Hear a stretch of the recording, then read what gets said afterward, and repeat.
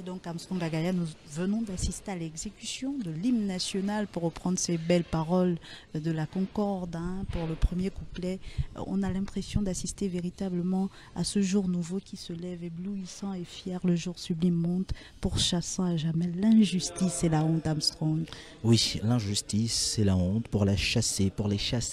à jamais. On va d'ailleurs suivre ensemble la cérémonie, puisque le maître de cérémonie de circonstance est déjà en train d'ouvrir les festivités. Marielle, on suit ensemble et nous nous retrouvons pour la suite. Oui. Représentants des organismes internationaux, Mesdames et Messieurs les officiers généraux et hommes de troupe, nous sommes ici réunis conformément aux dispositions de l'article 39, alinéa 2 de la Charte de la transition, au terme desquelles, avant d'entrer en fonction,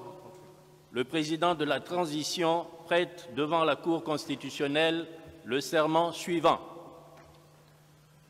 Je jure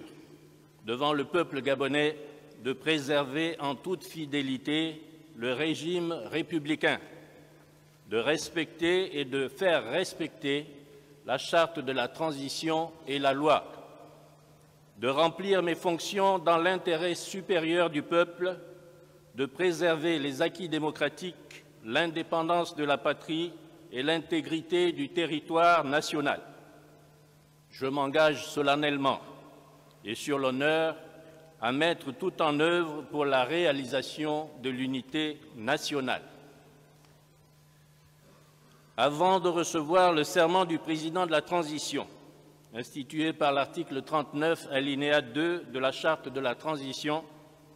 il convient de rappeler que les membres des forces de défense et de sécurité de la République gabonaise, regroupés au sein du Comité pour la transition et la restauration des institutions, en abrégé CTRI, avec les forces vives de la nation, mus par un élan de sursaut national pour la refondation de l'État, la préservation des principes républicains et le renouveau de la démocratie et de la citoyenneté. Inspiré par la volonté et l'engagement partagé de changement pour le bien-être et le vivre ensemble du peuple du Gabon,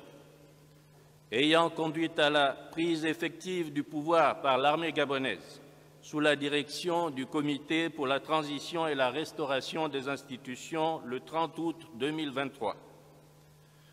Soucieux de maintenir la cohésion nationale, de consolider les bases de notre démocratie et de promouvoir le développement et la prospérité des Gabonaises et des Gabonaises.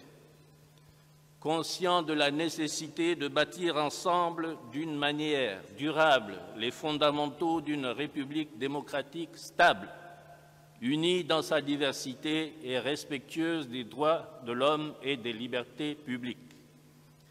Engagé à construire un véritable État de droit, conforme aux profondes aspirations du peuple gabonais, et tirant les leçons de notre expérience politique, notamment des crises récurrentes et souvent violentes qu'a connues notre pays suite aux différents scrutins ces dernières années, réaffirmant leur attachement aux valeurs et principes démocratiques tels qu'inscrits dans la Charte des Nations Unies, la Déclaration universelle des droits de l'homme du 10 décembre 1948, la Charte africaine de la démocratie, des élections et de la gouvernance du 30 janvier 2007 de l'Union africaine, ayant constaté que l'organisation des échéances électorales dites élections générales du 26 août 2023 n'a pas rempli les conditions d'un scrutin transparent, crédible et inclusif tant espéré par les Gabonaises et Gabonais. Ce 30 août 2023, décidé de défendre la paix, notamment en mettant fin au régime en place et en annulant les résultats des élections générales du 26 août 2023. Considérant que suite à cette réunion du 30 août 2023, à laquelle ont pris part la totalité des commandants en chef et des chefs d'état-major, ainsi que les généraux en deuxième section de la République gabonaise, le général de brigade Brice Clotaire Oligui Nguema a été désigné à l'unanimité président du Comité pour la transition et la restauration des institutions, président de la transition. Qu'il plaise donc à la Cour constitutionnelle de recevoir le serment de celui-ci.